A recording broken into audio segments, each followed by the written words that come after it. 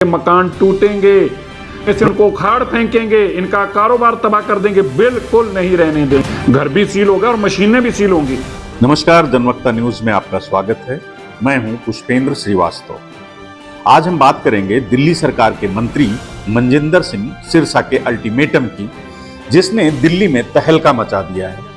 उनके एक नए वीडियो ने दिल्ली के व्यापारियों को भी परेशानी में डाल दिया है, जिसमें उन्होंने कहा कि हम इनके मकान भी तोड़ेंगे, इनके कारोबार को भी तबाह करेंगे और इन्हें दिल्ली में रहने नहीं देंगे। ये बयान किसके खिलाफ है? इसके पीछे का सच क्या है? सिरसा का ये बयान उनके पुराने वादे के खिलाफ है या इसका कोई और मतलब है? इस बयान के पीछे की सच्चाई क्या है?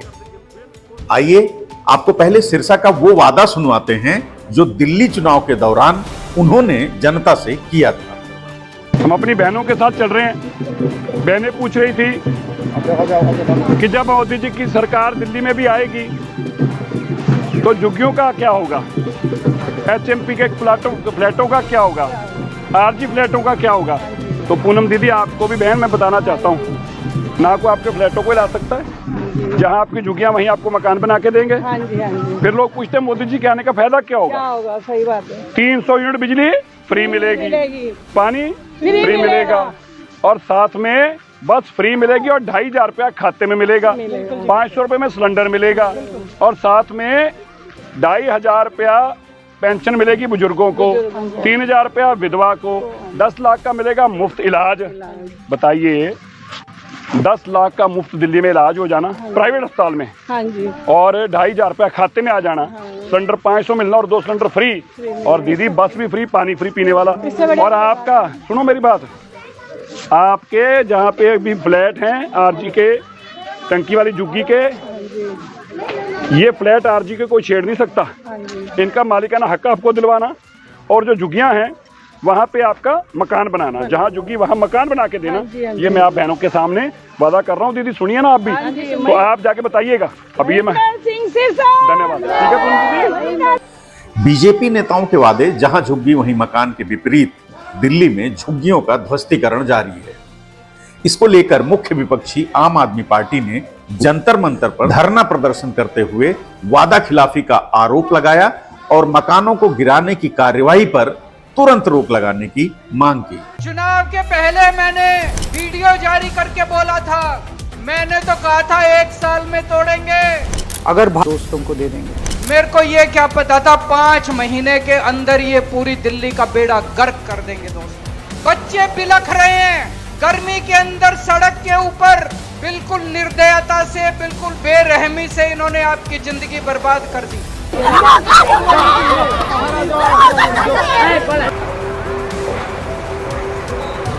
बर्दाश्त नहीं हो रहा।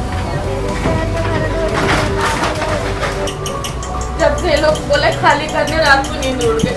मोदी जी आए थे, आपको गारंटी देके गए थे। मोदी जी ने कहा था जहाँ झुग्गी वहाँ मकान, उनका मतलब था जहाँ झुग्गी वहाँ मैदान।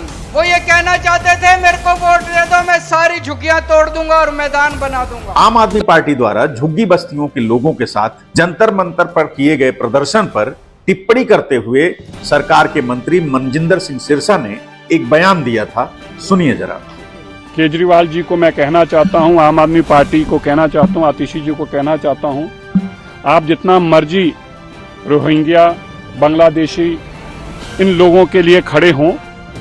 रोहिंग्या मुसलमान हो, बांग्लादेशी मुसलमान हो, हमारे देश के अंदर घुसपैठिए हैं, उनको किसी सूरत में देश में नहीं रहने दिया जाएगा। अरविंद केजरीवाल जी, अगर उनको आपको इतना ही स्नेह और प्यार है उनके साथ, तो ले जाइए अपने घर पर, बसाइए उनको ले जाकर। हम बिल्कुल दिल्ली को स्पष्ट बताना चाहते हैं, हमें ऐसी कोई भी किसी भी तरीके की गंदी राजनीति में नहीं शामिल होंगे जिसके अंदर वोटों के खातिर दिल्ली के लोगों की जान के साथ खिलवाड़ किया जाए। ये जितने रोहिंग्या, ये जितने बांग्लादेशी हैं, देखिए परसों भी मर्डर हुआ, हर जगह पे ये क्राइम करते हैं।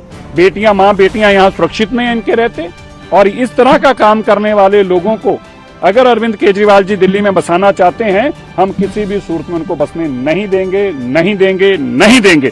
बिल्कुल उनके घर तोड़े जाएंगे, उनको यहाँ से बाहर निकाला जाएगा, जो कारोबार और फैक्ट्रियां चला रहे हैं उनको बंद किया जाएगा।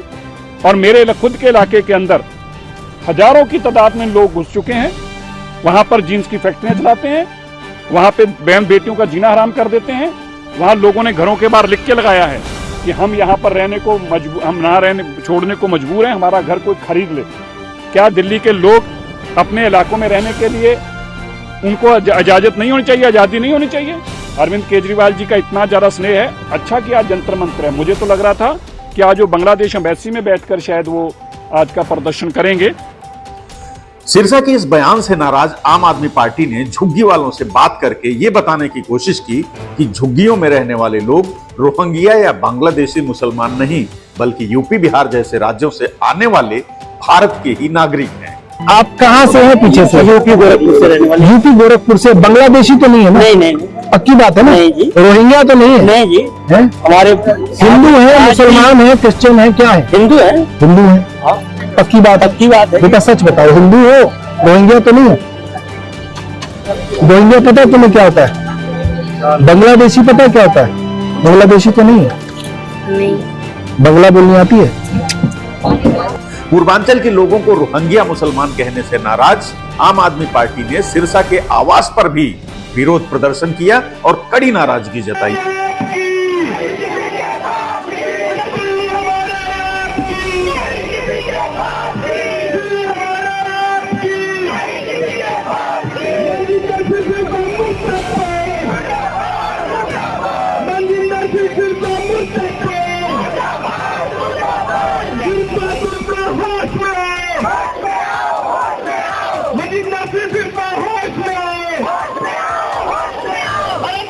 और जो झुग्गियां हैं वहां पे आपका मकान बनाना, जहां झुग्गी वहां मकान बना के देना। ये मैं आप बहनों के सामने वादा कर रहा हूँ। दीदी सुनिए ना आप भी, तो आप जाके बताइएगा। अब ये मैं धन्यवाद, ठीक है। ये वादा तो था चुनाव के दौरान, और अब सुनिए मनजिंदर सिंह सिरसा का पूरा अल्टीमेटम जो उन्होंने कल यानी 1 जुलाई 2025 को जारी किया है। सिरसा का ये बयान भावनात्मक रूप से भड़काने वाला हो सकता है, लेकिन अगर इसका कार्यान्वयन सही नहीं हुआ तो ये सामाजिक तनाव को भी बढ़ा सकता है। रोहिंग्या बांग्लादेशी मुसलमान अरविंद केजरीवाल जी को इतने प्यारे हैं कि सारी पार्टी उन्होंने इनके बचाव के ऊपर खड़ी कर दी है। पहले इनके घर ना टूटे रोहिंग्यों के और बांग्लादेशियों के, इसके लिए इन्होंने प्रोटेस्ट किया जंतर मंतर पे। फिर वहां पर धमकियां दी कि हम प्रधानमंत्री के घर के ऊपर कब्जा कर लेंगे और वहां रोहिंग्या और बांग्लादेशियों को बसा देंगे।